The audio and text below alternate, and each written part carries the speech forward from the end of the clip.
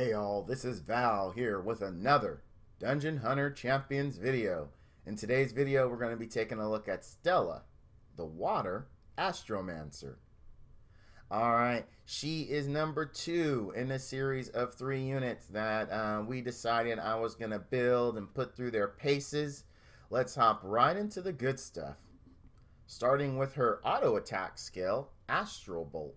Fires a bolt of magical energy at an enemy, dealing damage from a distance. Each time she uses another skill, the next bolt is empowered. When empowered, the bolt ignores 100% of the target's defense and shatters, dealing a portion of the damage to 3 additional enemies near the first.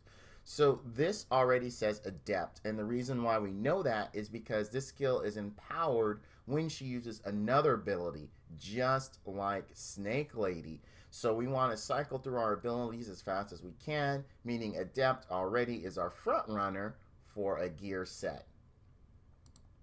Her first active skill, Shooting Star, summons a falling star to strike target area after a moment, damages and removes 2 buffs from enemies in the area of effect. Good skill. Again, adept. I mean, there's really nothing here. There's a lot of utility though, because we are removing 2 buffs. If you take a look at the skill tree, not only does she pick up damage, but at the very end she removes another buff. So that's 3 buffs. That's very nice. That's very nice. So really good, especially with the new buff system.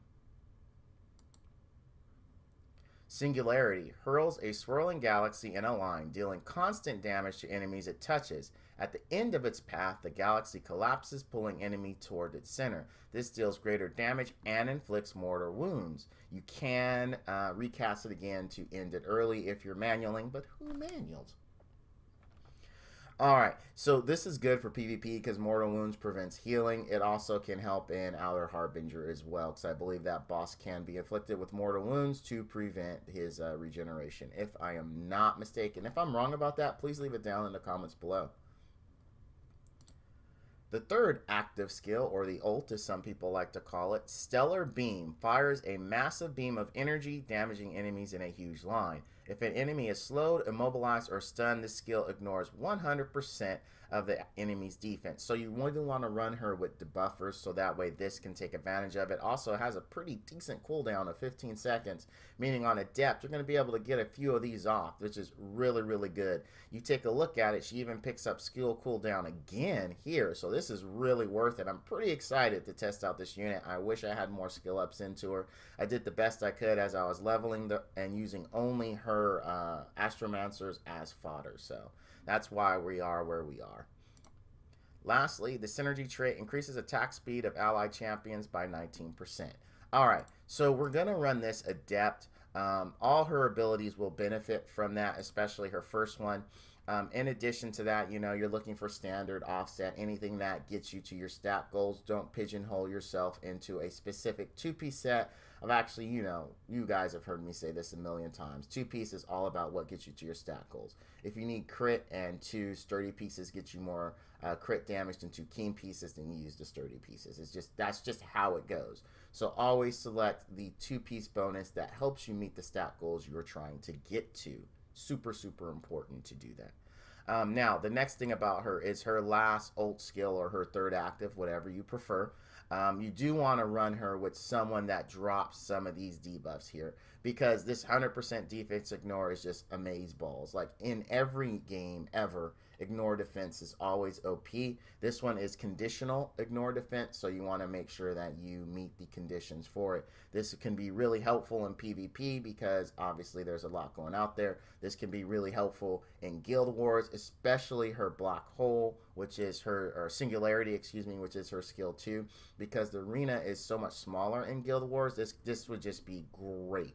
I'm really looking forward to giving her a try. We're going to run her in SW10 first, and then we'll try her out in Guild Wars and PvP in a later video.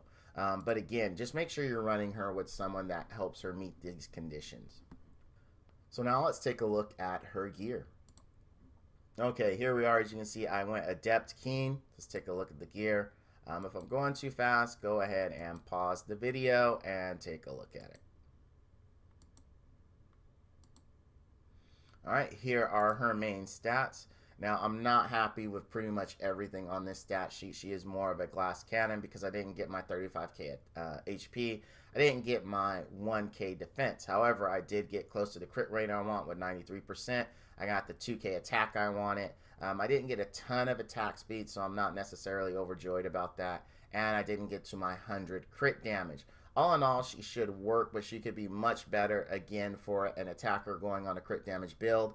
I do look for at least 100% crit damage, a 2k attack at minimum.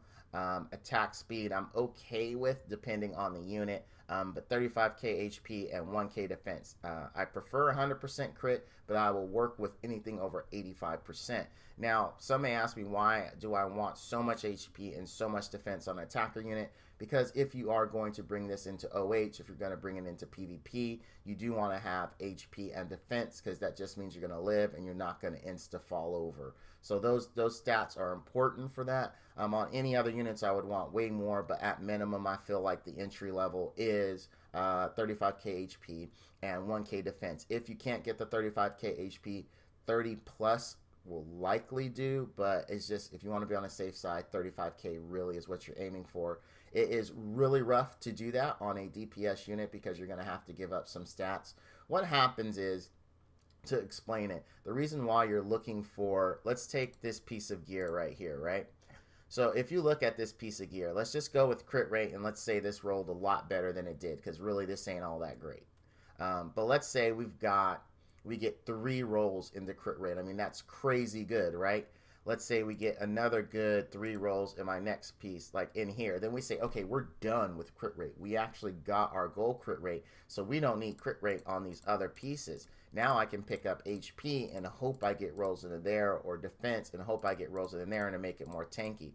Also, to help you out, I always recommend that you plus 15 to chest, because raw HP is always good. There is never a situation where you're not going to want more HP on any given unit. So always plus 15 your chest piece. That's just how I feel about it. If you disagree, it's absolutely fine, but it helps you get to your stat goals. Me personally, since I have such a high goal for HP on attacker units, plus 15 in the chest is pretty much a requirement. But going back to rolls, so normally, you know, someone will say, well, I need crit rate on every piece. Not really. You just need crit rate on a few pieces that rolls very well. So if you get crit damage is one of the exceptions. You can always have more. Crit rate and accuracy, though, you only need a certain amount, because over 100% doesn't matter. That can easily be accomplished with several good rolls on 3 or 4 pieces. The other 2 pieces you can put in 2 different substats and then hope the rolls go into there, either making you more tanky or making you more resistance. So resistant in the case of warding, or in the case of resistance, actually.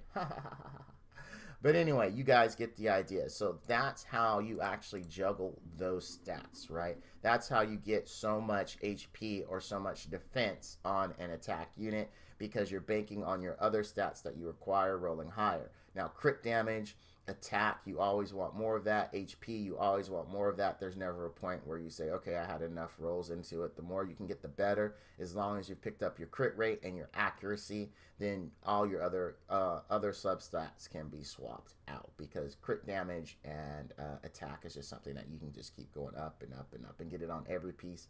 Same thing with attack speed if you're looking to increase the speed. So if you want to throw some attack speed on one of your units and you can get your crit rate and accuracy in there, then you can mix in some attack speed substats as well. All right, enough talk about that. Let's hop into SW10 and let's see the goods. All right, here's a team I believe that will get the job done very well. We've got Washi in there because he does slow on skill 1. And we took out our, as you can see, we took out our Rona for Stripper because she does remove 2 buffs. And I want to test to see how well of a buff remover she is. Is she in the Rona League? Is she in the Kiva League? These are 2 units that I highly regard as one of the best strippers in the game for SW10. So I want to see if she is in that league. But we've got our slow, so we can get our ignore defense. We've got a good, solid attack lead, and let's see how she does. All right, and let's start the show. We'll target her just so we can see her numbers. All right, well. All right, Washi, you're showing off too much, man. You're showing off too much, bro. We got it. You got to share the light, man. You got to share that spotlight. All right, there she goes. We see her. She got some decent-ish hits and pretty quick too. That's the good. I mean, she's not doing super hard hits, but the thing is, she is hitting hard multiple times, so it is stacking to be fairly effective. We'll see how it turns out, though. We'll see. I'm interested here. Here's the important part. How does she strip? That is going to be the question. Is she going to be an effective strip? Well, we got buff block up because Monis is just on the ball today. Okay, here we go. What's the cooldown on her strip? I guess I should have looked at that, right? That's kind of important. Because the strip ain't happening. Oh, there we go. Finally. Finally. So the run is going to be longer. It looks like she is not the greatest stripper in the world. We would have been in trouble had Monis not. Okay, here we go. Monis didn't get buff block, so we can strip 2 buffs with her. Did we finally stripped it? Okay, it got stripped. Again, it's going to be on the longer side. She's probably not the best stripper on the planet just from this. So she's definitely not in Kiva and Rona's neck of the woods when it comes to that. We're probably going to get one more shield here. Oh, Monis doing work. Thank you, Monis. You saved us. Appreciate that. All right, so here we go. Like, this would have been smoother with a better stripper. That's for sure. Move speed. Oh, man. Come on. That's all right. That's all right. Let's take a look at the good stuff. Hey, she did decent, 233. I am very happy with that, considering that her gear isn't even close to as good as this, which meaning that ignore defense is likely doing a lot of work. So, she didn't really, she's not really the stripper. She ain't the greatest. Like, as you saw, the shield was up quite for a bit of time. So what we're going to do is we're actually going to take out Monis, right? We're going to give up his cooldown reduction. And we're going to do one more run, but I want to do it with the better stripper. And I'm not going to bring Rhoda because I don't want to split the DPS too much. We've already got 2 heavy DPS units here. So I want to go ahead and I want her to be our stripper. And I want to do this last run just to see how she does, just from a purely damage standpoint. Because we were hindered in that due to the amount of time that both the invincibility and the shield were initially up. And we're not going to have any cooldown reduction kind of as a crutch, I should say. Not necessarily a crutch, but we're going to see her, you know, and I wouldn't say this is non-optimal because we don't have any cooldown reduction in here. But we're going to see her basically carrying her own because it's going to be relying on her own damage, her own internal procs, as opposed to, you know, cycling abilities using Monis. Singularity hits pretty, oh wow, 16k. As you can see, that was a very good ignore defense. Very, very good. I like that hit. That was nice. That's very, very nice. All right, here we go. Kiva will not let us down.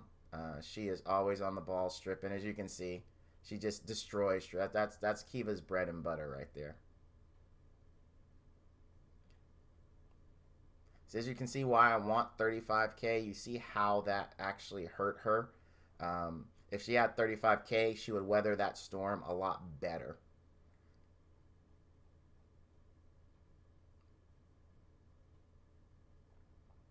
Go, Kiva, go. Oh, man. Kiva is my original bad girl for stripping. And bad girl as in she's just so awesome that she's, you know, she's bad A. But, yeah, it's good to see her, me using her. I'm glad I could work her into this video. But true story, if you are looking for, you know, a better stripper, honestly, it is going to be Rona. Because Rona just does more damage. They both keep the shield fairly under control. But, you know, that's how we go. Alright, so the cooldown reduction, obviously, slower run. We knew that was going to happen, but we didn't want to run Rona. We knew if we run Rona, it'd be a much faster run. That's just a given. And her numbers weren't as impressive without the cooldown reduction because, again, remember, she does get that extra ability when her skill becomes empowered. So we lost cooldown reduction and we lose that ability. So that's why you see such a hit here. So what we learned is you do want to run her with a cooldown reducer, several if you have them, because it does stack to a point. I know they changed it a bit, but it does stack to a point. And you want to run her with the slower stunner or immobilizer to increase her damage.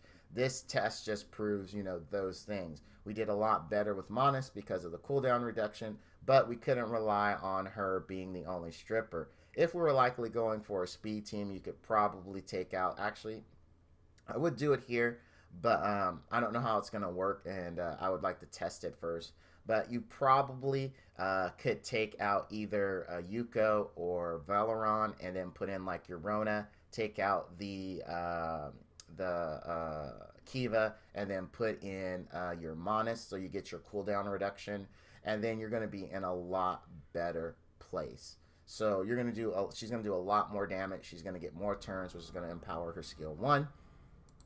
All right, so now let's just go ahead. We'll head back and we will toss in my final thoughts. So Stella is an excellent unit that I find provides a lot of damage, considering that you do have someone who can slow to make sure she gets her defense ignore, and you have cooldown reduction so that way she can get as many empowered skill 1 shots as she possibly can. Her singularity is very good for wave clear. You must run her on Adept. I really don't see any other option for her. As long as you meet the conditions, which requires her to excel, she will be a great unit to have. Overall, I would recommend her, but there are better units that don't have conditional abilities or that have the ability to meet those conditions within themselves, such as the Ink Ninjas and units like Washi. But if you don't have them and you have the supporting cast to make Stella shine, she is a good choice. If you notice that I missed something, please go ahead and leave it down in the comments below. As always, thank you for watching, and all you dudes and dudettes out there, stay frosty.